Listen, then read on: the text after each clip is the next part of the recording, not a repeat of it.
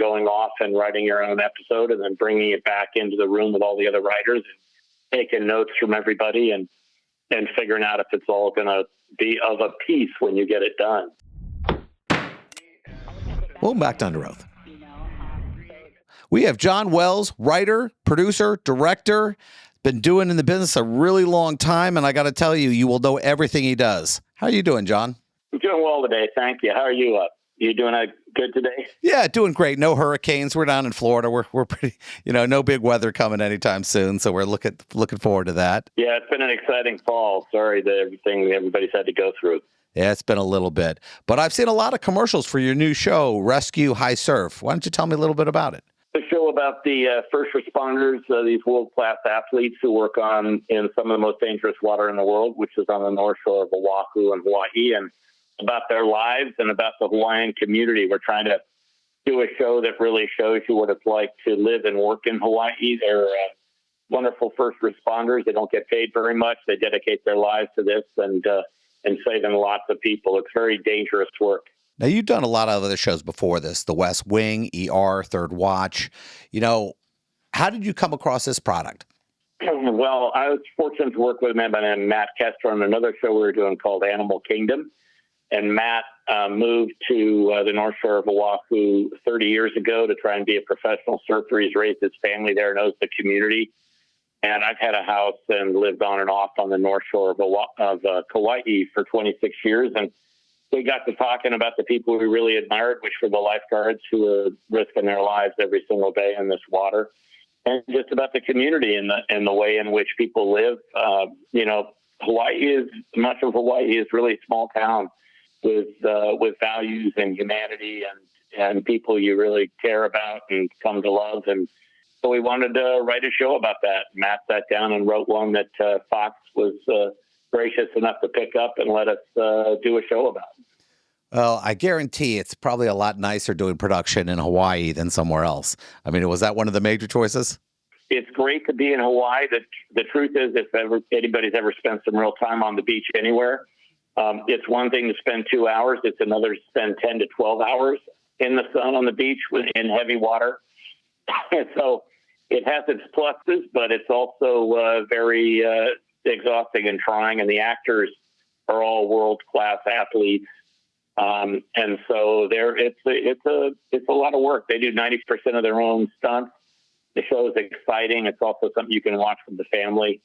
And it gives you an insight into how people really live who do this work. Now, normally when you're doing productions, a lot of it you got to do on sound stages. I mean, is it 50-50 or is it a lot of it just on the beach? It's 100% on the beach. We don't have a sound stage. We don't have a standing set anywhere. It's completely on the beach. The actors trained for weeks before we got started, to be lifeguards. One of our actors, Kakoa, is a lifeguard in Waikiki, and they have all stepped up. We have a large crew. We're in the water. A lot of lifeguards actually work with us in the crew as water safety, and it's dangerous enough that we're constantly saving people when we're actually shooting. So I think on our last count, we were up to 64 saves while we were shooting, where our cast and the water safety people who are with us have actually had to stop shooting and gone over a couple of 100 yards to save people or warn people about sharks in the water. It's been a lot of fun, but it's challenging, and that's part of the fun. Now, I got to watch an interview you did last night. It was, it kept me up. It was really interesting. You were talking about your earlier career and how before you went to college, you were basically a roadie and working theater companies. I mean, how does that's got to really help you when it comes to doing what you're doing now? It's very similar. I mean, I came out of the theater and doing roadie work, and, it's ensembles, and it's a big community of people who have to get together to make anything happen. So it's never about one person. It's about a group, on this show, between the group that works in post-production and the writing staff in Los Angeles and the company, the shooting company in Hawaii. We have almost 300 people working on it, and every single person is important to getting the whole thing done. So it's very similar to the way in which we used to do put-ins on rock shows, where you show up and everybody's got a job to do, and you get it done, and then you take it back down. So it's that exact same kind of communal group effort. It's not about one person. It's about everybody doing something together. It's a real big team of people who make these shows happen. Now, a lot of people, when they see the word producer, they see a movie or they see a television show, and there are like 10, 20 sometimes. Some people get named producers, some actors get named producers. But I know that over your lifetime, I mean, you were in charge of like everything, the actors, making sure people showed up, how the money came in. I mean, how difficult, I can't even imagine what kind of job that is. You just work with as many good people as you can find so you can delegate a lot to other people who do their jobs really well, because you can't do it all. But we're responsible. I'm responsible with Matt on this show. We hired the entire crew and the cast and the directors, and I directed a couple at the beginning. And so you were very involved in making a big, small startup company come to life. So there are a lot of similarities to anybody trying to start a new business when you put it all together. So it's fun. It's exciting. You got to put together a great team to have a show work. Now, not only being the producer, you've written a ridiculous amount of episodes, and everybody I always meet, because I write comic books and graphic novels for the last 20 years, and everyone always asks, how do you get into the business? What do you need to do? And I can't even imagine the roads it takes to be able to write on a television show. Almost everyone who becomes a showrunner or a writer on a television show, has put in a number of years. It's a discipline. It's a craft. You have to learn how to do it. You have to have a certain amount of talent, but a lot of it is just the ability to be disciplined enough to keep doing it. I didn't start to make a living until I was 30 years old as a writer. You just got to stay after it if you want to get it. When people say to me, how do you break into the business? I say, well, you don't want to write one script, you write 30 scripts. But I don't know anybody who does it who hasn't had that same experience of just writing and writing and writing until they found their voice and learned the craft, and then that's when they started to work. Now, one of the things I was listening to in a prior interview that talked about the system in the rooms where all the writers get together and there's a certain way to do it. I mean, how important is that in comparison to just being like alone in a room and typing something?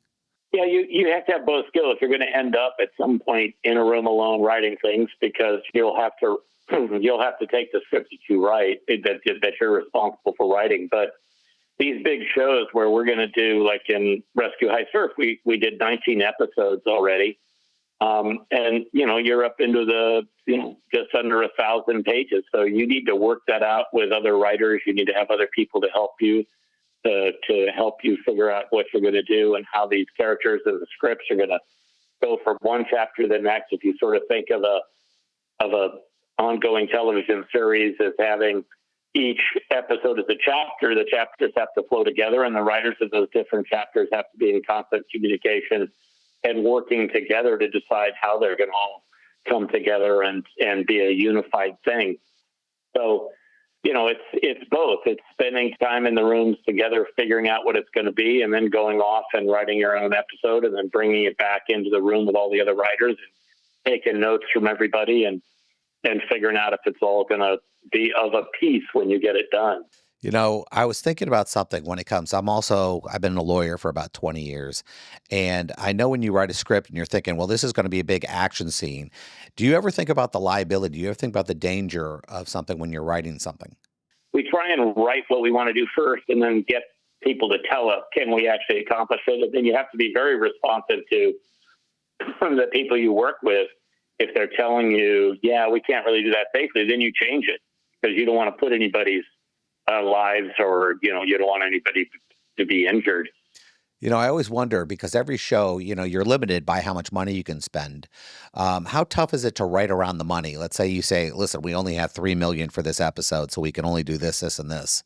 Well, we try and design the show in advance so that we know that we can at least roughly shoot it for what we think we're going to shoot it for. And not every episode costs the same. Some are a little less and some are a little more. And at the end, you're just trying to make sure that overall the average of what you've done works.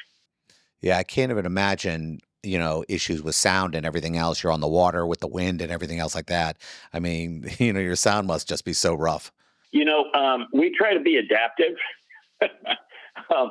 We talk about the fact that the ocean is the only real diva on the show. So the biggest challenge we have is that, we may write a scene and we think we're going to be able to shoot in a certain spot, and the current will come up or the wind will come up, and then it's not going to work to do that day. So we have to pivot very quickly to something else that we can do safely, or we don't shoot that sequence at all for a couple of weeks. So there's a lot of pivoting and being conscious of the ocean and the water. Brian Kilalana, who's one of the foremost watermen in the world, is one of our producers and also runs our water unit and directs a lot of the things on the water unit. And he tells us what we can shoot and when we can shoot it. So it's about being nimble. Well, I really appreciate talking to you, John. I've enjoyed all your shows, and I really wish you great success with your new show. Thank you so much. Really nice talking to you.